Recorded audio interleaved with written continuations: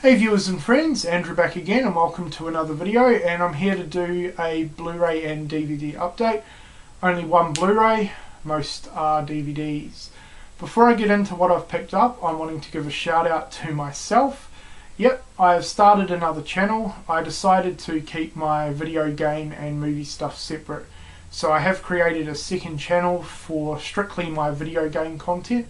My second channel is OzGamer82, and I'll be leaving a channel link for the channel in my description box below. So anyone that is interested in video games, I know a few of you are, I'd really appreciate if you went over and subscribed and checked out my new channel, OzGamer82. So yeah, anyway, on to the update. So the one and only Blu-ray is Deep Blue Sea. I haven't got around to watching this yet. In fact, it's been in my update pile for a while and I still haven't watched it, but I thought it was time to show it in a video. This got recommended to me from Rob, so thanks a lot for the recommendation, and yeah, sounds like it should be pretty good. There's a lot of creature features in this update, by the way. And now moving on to the DVDs.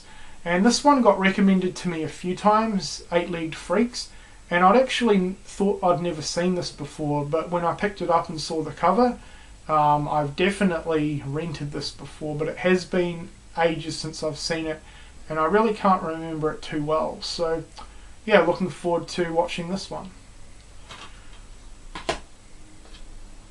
Alright, now the rest of the titles are all ex-rentals from my local Video Easy store. They were having a massive clear out of some of their ex-rental stuff, and to my surprise they had a lot of films that I actually wanted to pick up and a lot of horror titles. So I picked these up for $4 each, and they're in really good condition apart from a few rental stickers on the cover arts. The cases and the discs are really in excellent condition, and I'm pretty sure they actually swapped out some of the cases for new ones as well. So yeah, $4 a piece for these. Really couldn't complain about that. And the first one is Infested, Invasion of the Killer Bugs. This was a complete blind buy. I'd never heard of this movie until I saw it on the table. I thought I'd give it a go. Just from the synopsis, it seems like it's going to be kind of similar to the likes of 8-Legged Freaks, so sort of a creature feature comedy, I guess. But yeah, hopefully this one is pretty good. The next one I've heard a couple of people mention in their videos. I know Moods mentioned this one, and so did one Xmas One, James, and that is Colobus. I had no idea this had an Australian release, and when I saw it there, going on your recommendation, I decided to pick this one up. And I actually enjoyed this. It was pretty good. This one is from the late 90s, and for the time it came out, it is pretty unique and different. Basically, it's about a group of strangers who have come together for an experiment. They're staying at a remote house. The house is actually booby-trapped. And soon after their arrival, they essentially get trapped in the house. They can't escape it, and some of them start getting killed off one by one. Yeah, really enjoyed this one a lot actually. The kills looked pretty awesome. There's some really good gore effects in this one, and it's pretty creepy. There were some very creepy parts throughout the film as well, so definitely recommend this one. I did enjoy it.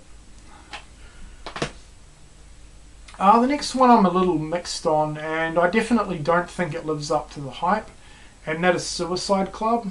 I was really happy to find this on the table because I've been wanting this for ages. But yeah, as I said, definitely didn't live up to the hype. I didn't hate the movie, I liked it, but I liked the first half a lot more than the second half. I kind of thought the second half went a little bit off track a bit, and was pretty weird actually. But yeah, I'm definitely going to give this one another rewatch. I think it might grow on me over time, and I think I might understand the film a little bit more upon rewatching it. But yeah, not too bad, but nothing amazing. The next one I really didn't need to pick up. This is a double dip, and it was a double dip for the cover art alone. And that is April Fool's Day, the original 80s slasher. Awesome slasher, I love it. One of the most fun endings ever for a slasher film. I love the ending to this. Yeah, this is the original Australian Paramount DVD release. I've never owned this particular edition before. I own the re-release, and this has definitely got the better cover art in my opinion. So basically just pick this one up for the cover art, but if you've never seen April Fool's Day and you're a slasher fan, I highly recommend it. This is another one that's been getting quite a lot of buzz recently from a lot of you guys' videos, and I was pretty surprised to see this because I never knew this one had an Australian release before, and that is Cemetery Gates. Completely different cover art to the US release, and I definitely prefer the US cover art. This one was really good though. I had a lot of fun. It's a super cheesy creature feature about a mutated giant Tasmanian devil who goes on a killing spree pretty much. It kind of starts a little bit slow and you don't really see a lot, and I really wasn't too sure whether I'd like the movie at that point, but it certainly picks up and really kicks in during the second half of the film, where you do see the creature a lot. The creature's super cheesy but pretty cool looking, and this is a very gory film. There's a lot of blood splattering and everything like that. So if you're after a pretty fun, really cheesy creature feature, definitely check out Cemetery Gates. I really had a lot of fun with this one. Next up is a friggin' awesome film, and a few people recommended this to me also, and that is Body Snatchers. I believe this is a remake of a remake, or at least a reboot. This is the sort of third film after the original Invasion of the Body Snatchers, so very similar storyline to that. I still haven't seen the original, and I still have not seen the 70s version, but this was friggin' awesome. I really enjoyed this one a lot.